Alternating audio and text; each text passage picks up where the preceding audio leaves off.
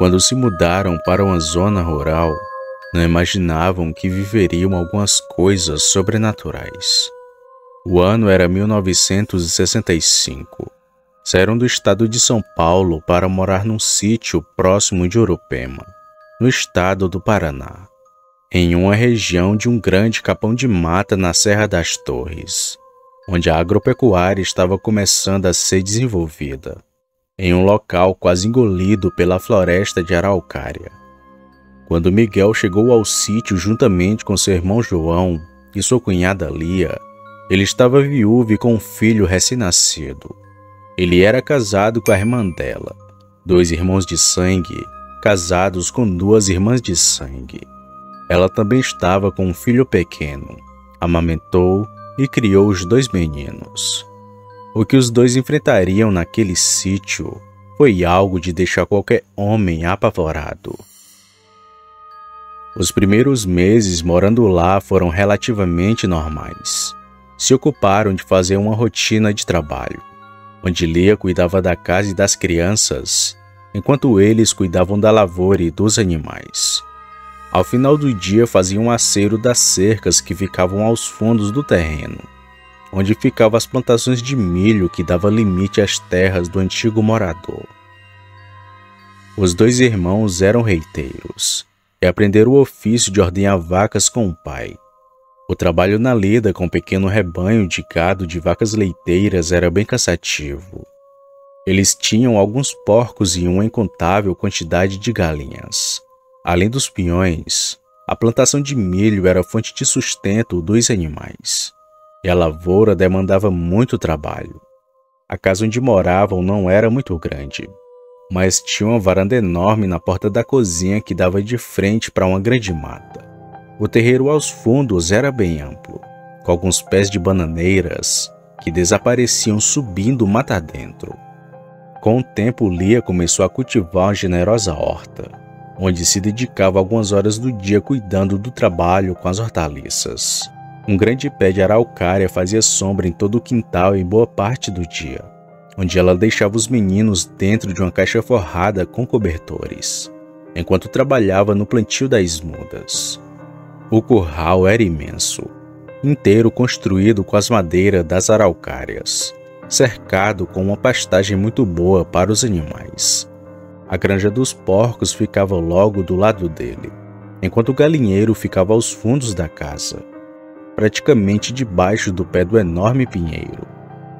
Algum tempo depois de se instalarem, receberam a visita do proprietário do sítio, que chegou acompanhado de um pequeno caminhão que trazia mais algumas vacas.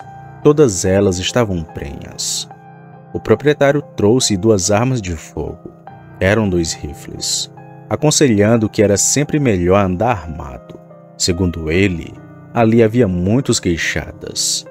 Não se demorou e logo foi embora, desejando que ficassem por muitos anos por ali, já que constantemente famílias entravam e saíam daquelas terras em questão de meses.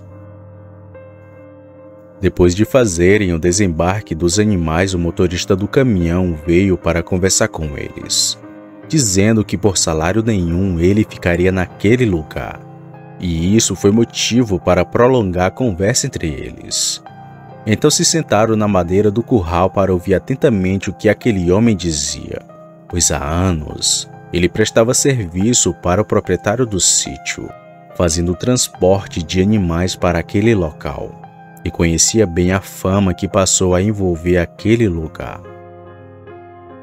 Ele relatou que alguns anos antes de se mudarem para lá, ali aos fundos morou um senhor já de idade avançada, com uma aura muito sombria, conhecedor e praticante de magia negra. Tinha estatura baixa, pele muito branca e olhos profundamente azuis, que ficou conhecido como o criador de porcos. Morava só, mas sua fama maior foi por ele ter sido considerado um homem antipático, com inclinação para as coisas do mal. Diziam que ele tinha domínio sobre os animais usando seus conhecimentos e a ajuda de espíritos malignos. As suas terras ficavam ao fundo do sítio onde moravam, praticamente dentro do capão de mata.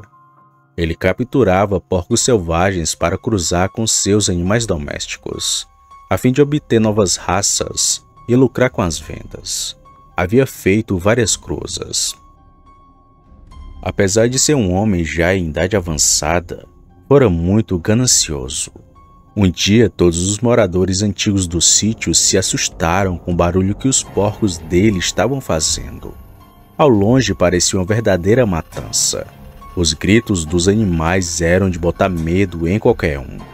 Assustados, correram até lá, para poderem oferecer alguma ajuda. Mas quando chegaram, a cena que viram foi de um verdadeiro horror. Um porco maior, que era resultado da cruza com um javali, estava devorando os animais mais fracos. Eles procuraram pelo dono deles, mas não o encontrou em lugar algum. Temendo ser atacado por aqueles animais, fugiram dali. Certamente os porcos sobreviventes escaparam do cercado e passaram a viver dentro da mata.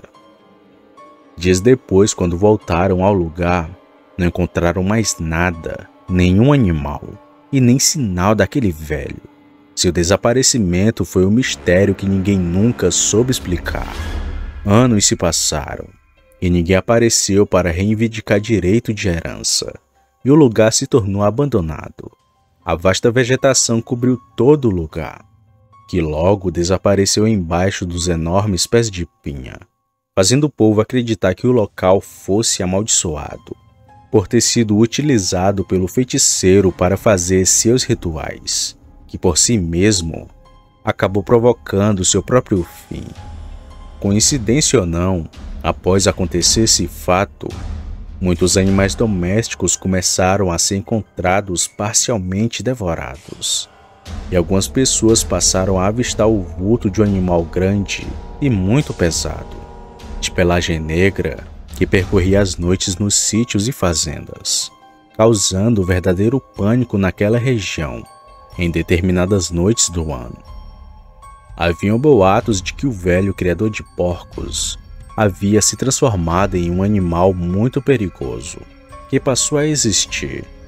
Logo as pessoas começaram a evitar sair de casa ao final do dia, temendo que pudesse ser um lobisomem. Atormentados com aquela revelação, eles resolveram não contar nada para Lia. Evitaram deixá-la sozinha e sempre a preveniam de não deixar portas e janelas abertas, ou que os meninos ficassem longe de suas vistas. Alegaram que o lugar onde agora moravam era praticamente dentro da mata, e por ali havia muitos animais selvagens. Viveram ali com uma sensação de que algo sobrenatural estivesse próximo a acontecer. A sensação de que estavam sendo vigiados por uma força invisível, e que era bem forte. Os fatos sobrenaturais começaram quando a Quaresma chegou às poucas semanas de completar 6 meses, que estavam morando naquele lugar. Era mês de abril, e o outono daquele ano estava com uma temperatura muito baixa. O frio era intenso, chegando a cair geada durante a madrugada. Eles fizeram muitas melhorias no local, e uma delas foi cercar todo o terreiro com uma cerca de alambrado, para proteção de todos e também dos animais que viviam no quintal. Tinham 3 cachorros e as aves do galinheiro. O primeiro acontecimento foi num final de tarde. Era quase noite quando o marido de Lia chegou em casa quase sem fôlego, dizendo que uma cabeça de porco havia sido jogada bem próximo dele enquanto capinava a plantação de milho. E em seguida vários porcos selvagens passaram correndo a poucos metros dele, fugindo de algo adentrando a mata. Ele chegou tão assustado que seus olhos ainda estavam arregalados por estar incrédulo com aquilo. Cético, Miguel foi até o local sozinho. João estava em estado de choque. Ao cair da noite ouviram um tiro, e logo ele retornou muito assombrado, dizendo que a cabeça veio rolando para cima dele, e que só parou quando ele atirou. Num espaço de uma semana passaram a vivenciar coisas estranhas durante a noite.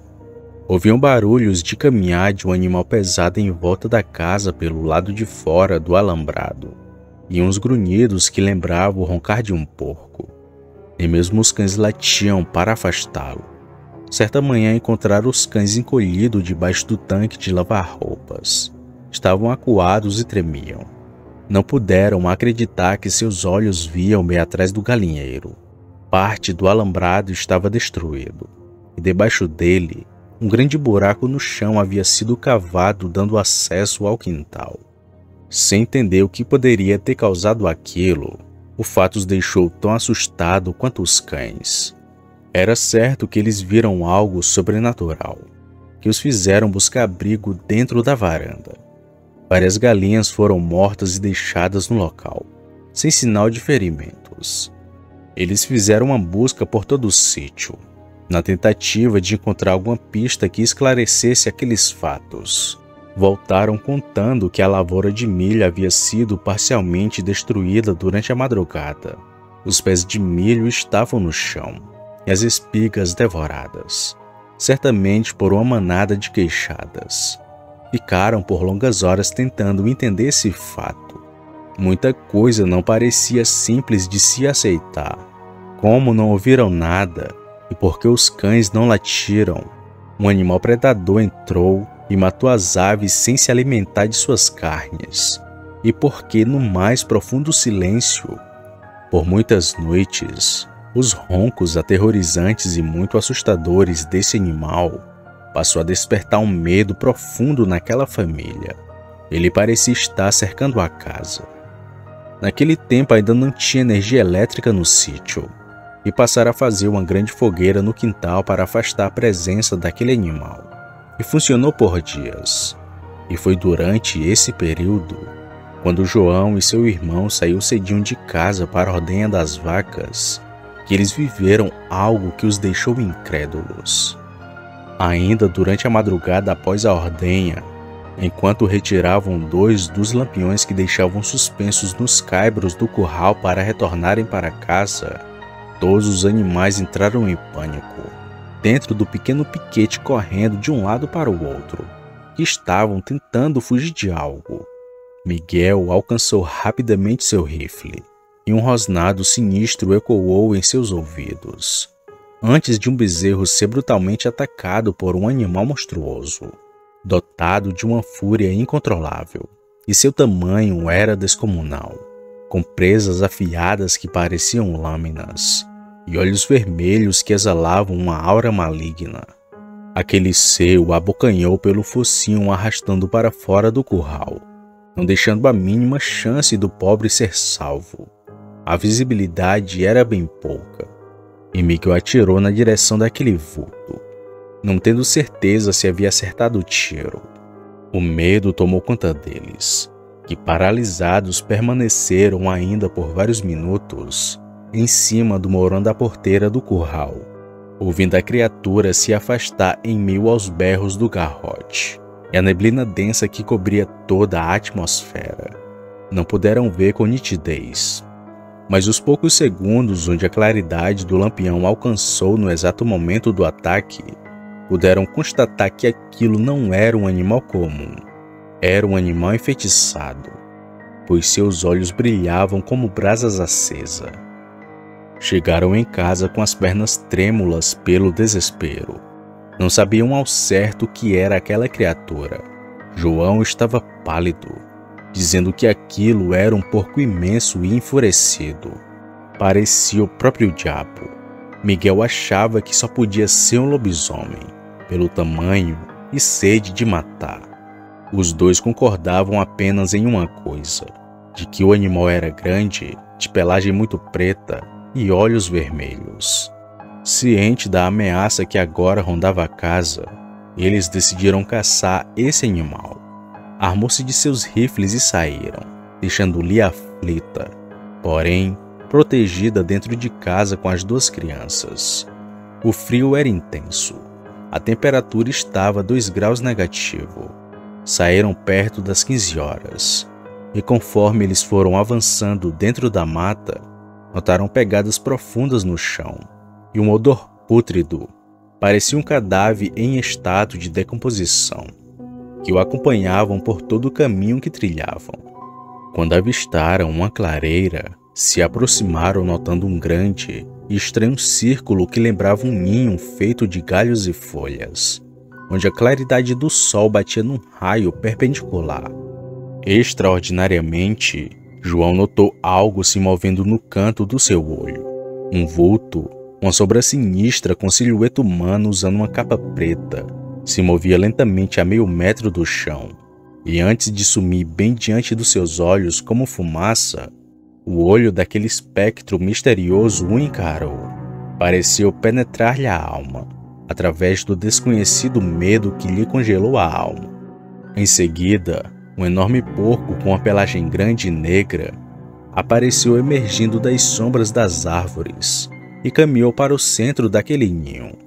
Boquiabertos, eles viram quando a cor dos olhos do animal mudou, evidenciando que estava sob influência de forças sombrias. Eram os mesmos olhos de brasa do animal que atacou o bezerro. Atiraram. Foram 2 tiros certeiros na cabeça, que fez o enorme porco cair no chão. Ainda se debatendo, João firmou o punho apertando o cabo de uma faca que trazia consigo e cravou no coração do animal.